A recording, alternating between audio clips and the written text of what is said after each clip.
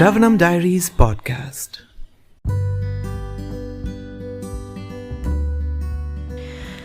Hare Krishna, dear friends. We are continuing to read Bhagavad Gita as it is, the book by His Divine Grace, Abhay Charanaravinda Bhaktivedanta Swami Srila Prabhupada, chapter 11, the Universal Form. Text 6. Pashyadityan vasunrudran ashvinau marutastatha bahun yadrishta purvani pashyashcharanyani bharat. O best of the Bharatas, see here the different manifestations of Adityas, Vasus, Rudras, Ashvini Kumaras, and all the other demigods. Right, all the demigods. So many demigods are there. Behold the many wonderful things which no one has ever seen or heard before. Let's read the text again, without me intervening. O best of the Bharatas, see here the different manifestations of Adityas, Vasus, Rudras, Ashvini Kumaras, and all the other demigods. Behold the many wonderful things which no one has ever seen or heard of before. Purport. Even though Arjuna was a personal friend of Krishna, and the most advanced of learned men, it was still not possible for him to know everything about Krishna. Here it is stated that humans have never heard nor known of all these forms and manifestations. Now, Krishna reveals these wonderful forms. Are you excited? I'm so excited. Because you see, this is something very exclusive. So, text 7. Ihaikastham jagat kritsnam pashyadya sacharacharam mama dehe gudakesha yachanyad drashtum ichasi. O Arjuna, whatever you wish to see, behold at once in this body of mine. This universal form can show you whatever you now desire to see and whatever you may want to see in the future. Everything, moving and non-moving, is here completely in one place. Purport. No one can see the entire universe while sitting in one place. Even the most advanced scientist cannot see what is going on in other parts of the universe. But a devotee like Arjuna can see everything that exists in any part of the universe. Krishna gives him the power to see anything he wants to see, past, present, and future. Thus, by the mercy of Krishna, Arjuna is able to see everything. Text 8. Now, this is a very important text. Of course, all of the texts are important, but this one has a long purport, which technically usually means that there's a lot to explain. So, Natu mamsa, natu mam shakyashe drashtum anenaiva svachakshusha divyam dadamite chakshu pashyame yogam aishvaram. But you cannot see me with your present eyes. Therefore, I give you divine eyes. Behold my mystic opulence. So mystic opulence is Yogam Aishvaram, inconceivable mystic opulence, and the divine eyes, Svachakshusha Divyam. Okay, purport. A pure devotee does not like to see Krishna in any form except his form with two hands. A devotee must see his universal form by his grace, not with the mind, but with spiritual eyes. To see the universal form of Krishna, Arjuna is told not to change his mind, but his vision. The universal form of Krishna is not very important. That will be clear in subsequent verses. Yet, because Arjuna wanted to see it, the Lord gives him the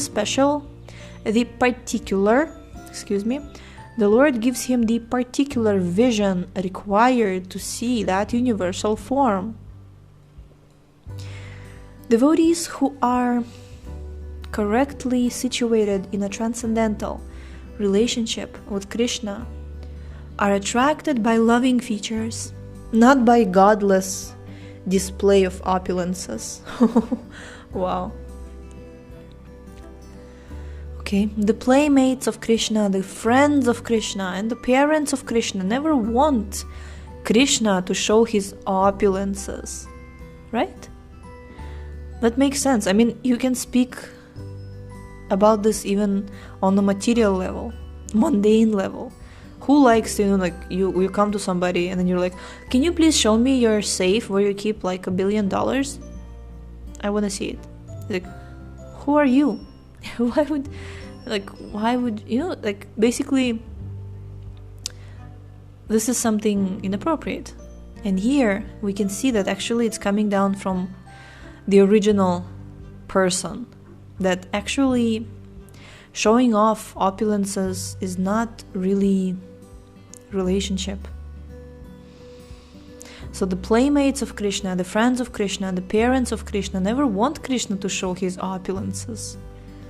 They are so immersed in pure love that they do not even know that Krishna is the supreme personality of Godhead.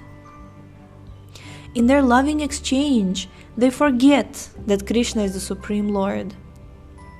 In the Srimad Bhagavatam, it is stated that the boys who play with Krishna are all highly pious souls, and after many, many births, they're able to play with Krishna. Such boys do not know that Krishna is the Supreme Personality of Godhead. They take him as a personal friend. Therefore, Shukadeva Goswami recites this verse. Itam satam brahma sukhanubhutya dasyam gatanam paradaivatena maya shritanam naradarakena sakam vijahru krita punya punja. Quote, here is the Supreme Person, who is considered the impersonal Brahman by great sages, the Supreme Personality of Godhead by devotees, and the product of material nature by ordinary man. Now, these boys who have performed many, many pious activities in their past lives are playing with that Supreme Personality of Godhead. Unquote. Srimad Bhagavatam 10.12.11. The fact is that the devotee is not concerned with seeing the Vishvarupa, the universal form. But Arjuna wanted to see it to substantiate Krishna's statements, so that in the future people could understand that Krishna not only theoretically or philosophically presented himself as the Supreme, but actually presented himself as such to Arjuna. Arjuna must confirm this because Arjuna is the beginning of the Parampara system. Those who are actually interested in understanding the Supreme Personality of Godhead, Krishna, and who follow in the footsteps of Arjuna, should understand that Krishna not only theoretically presented himself as the Supreme, but actually revealed himself as the Supreme. The Lord gave Arjuna the necessary power to see his universal form because he knew that Arjuna did not particularly want to see it, as we have already explained.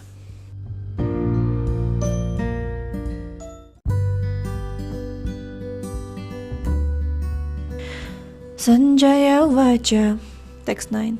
Sanjaya uvacha evam uktva tato rajan mahayogeshvaro hari darshayam asaparthaya paramam rupam aishwaram. Sanjaya said, O king, having spoken thus, the supreme lord of all mystic power, the personality of Godhead, displayed his universal form to Arjuna. Text 10 to 11. Aneka vaktranayanam, anekadbhuta darshanam, aneka divya bharanam, divyanekodyata yudham, divya malyambaradharam, divya gandhanulepanam, sarvascharya mayam devam anantam vishvato mukham. Arjuna saw in that universal form unlimited mouths, unlimited eyes, unlimited wonderful visions. The form was decorated with many celestial ornaments and bore many divine upraised weapons. He wore celestial garlands and garments, and many divine scents were smeared all over his body. Were smeared over his body. All was wondrous, brilliant, unlimited, all expanding. Purport. In these two verses, the repeated use of word many indicates that there was no limit to the number of hands, mouths, legs, and other manifestations Arjuna was seeing. These manifestations were distributed throughout the universe. But by the grace of the Lord, Arjuna could see them while sitting in one place. That was due to the inconceivable potency of Krishna.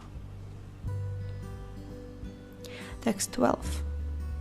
Divi surya sahasrasya bhaved yugapadi uttita yadi bhag sadrishi sasyad bhasastasya mahatmana.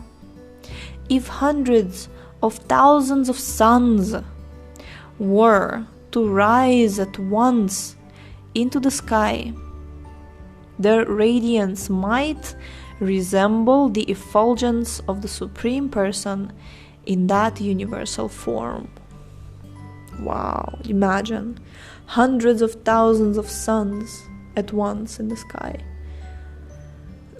Actually, today we went for darshan, me and my husband, and we went around noon time. So noon time, the sun is considered very strong, right? And it was very, very sunny, very, very, you could feel that shining quite a lot. Some people wear sunglasses, but it's described, I think, in Manu Samhita, if I'm not mistaken, and I think I'm not, that if you see something impure, in order to purify, you can just look at the sun, for a moment. You look at the sun and you get purified. Some people think you can't look at the sun, but you can look. It's not bad. I mean, modern scientists, they made sunglasses, to kind of prevent you from seeing the sun. And I'm not demonizing them, but just saying that it's not entirely bad, that the sun is powerful. And here I was just admiring the power of the sun today, because sometimes when you're at home, then you go out, then you get used to the sun for some time, and then it's fine. So here it says thousands of suns together, and that resembles the effulgence of the Supreme Person. Now imagine that.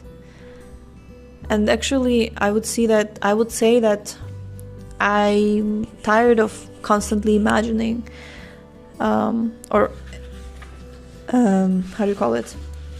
suggesting and recommending people to imagine this, imagine that. Why don't you experience, for once? Why don't you experience, try to shut yourself in an apartment, say, without light? I mean, to make it extreme. And then noontime, when the sun is up in the sky, just go out and see how you perceive the power of Surya Dev, Surya Narayana. So similarly, like we can get that pratyaksha. Of course, we're not focusing on pratyaksha. We're focusing on Shabda Praman, right? But just like Raja Vidya Raja Guhyam Pavitram Idam Uttamam Pratyaksha Vagamam Dharmyam Susukham Kartum Avyayam. Look at that. If you want Susukham Kartum Avyayam, you have to have Pratyaksha Vagamam Dharmyam. You have to have Pratyaksha in your devotional service. So have that Pratyaksha. Go in the sun. Look at the sun. Chant your Gayatri looking at the sun. And, noontime Gayatri. Chant it during noontime. Make yourself, I wanted to say useful, make yourself experience the power of Surya Narayana. I would say, I don't know. Anyhow, I should not say. Maybe I should. Anyway, considering the power of the sun, if only all of us Gayatri chanters would really take it into consideration, the power of Gayatri. I don't know how. I mean, everybody should go to Bimla Prasad Prabhu's course on Gayatri, this Gaura Purnima, and we will have some discussions there, maybe. Okay, anyway, Hare Krishna. So, if hundreds of thousands of suns were to rise at once into the sky, their radiance might resemble the effulgence of the Supreme Person in that universal form. Purport. What Arjuna saw was indescribable, yet Sanjaya is trying to give a mental picture of that great revelation to Dhritarashtra, right? Neither Sanjaya nor Dhritarashtra was present, but Sanjaya, by the grace of Vyasa, could see whatever happened. Thus, he now compares the situation as far as it can be understood to an imaginable phenomenon, meaning thousands of suns. So Arjuna could see, Sanjaya, by the grace of Vyasadeva, could also see. Text 13. Tatraikastham jagat kritsnam pravibhaktam anyekada apashyad deva devasya sharire pandavastada. At that time, Arjuna could see in that form of the Lord the unlimited expansions of the universe, situated in one place, although divided into many, many thousands. Purport. The word tatra, there, is very significant. It indicates that both Arjuna and Krishna were sitting on the chariot when Arjuna saw the universal form. Others on the battlefield could not see this form because Krishna gave the vision only to Arjuna. Arjuna could see in the body of Krishna many thousands of planets. As we learn from Vedic scriptures, there are many universes and many planets. Some of them are made of earth, some of them are made of gold, some are made of jewels, some are very great, some are not so great, etc. Sitting on his chariot, Arjuna could see all these, but no one could understand what was going on between Arjuna and Krishna. Some planets are made of gold. Some planets are made of jewels.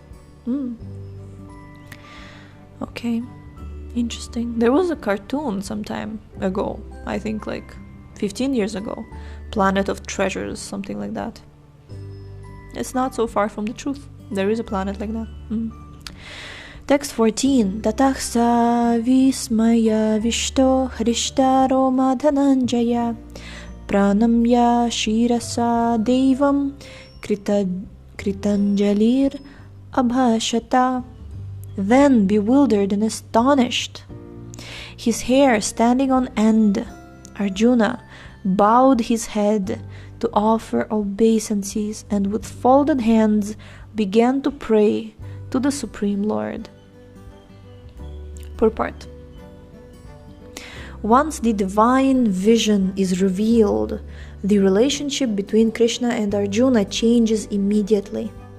Before, Krishna and Arjuna had a relationship based on friendship, but here, after the revelation, Arjuna is offering obeisances with great respect, and with folded hands he is praying to Krishna. He is praising the universal form. Thus, Arjuna's relationship becomes one of wonder rather than friendship. Remember, there are 5 types of relationships, starting from neutral, servitorship, friendship, parents,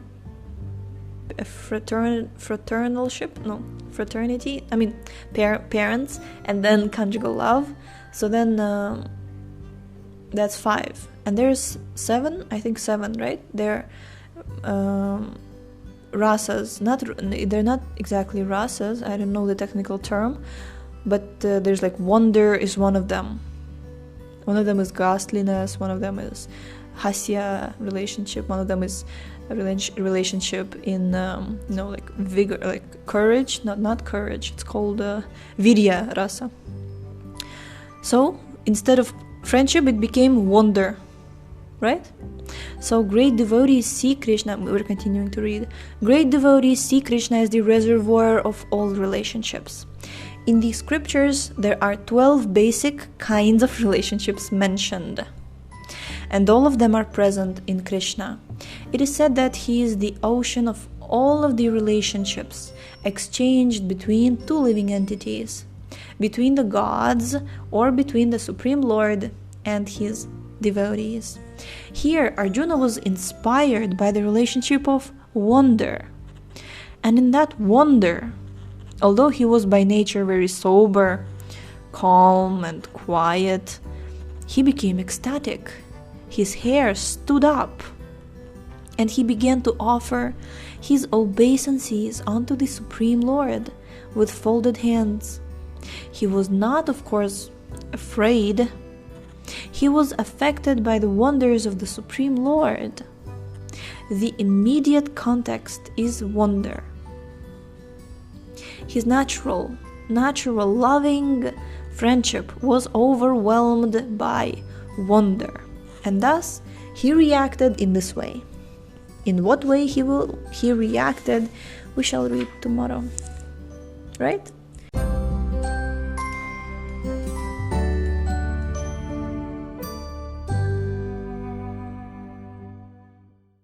Thank you so much for tuning in today. The book links, previous episodes timeline, and biography of the author can be found on shravanamdiaries.com. The link is in the description, and we shall see you tomorrow. Hare Krishna, Krishna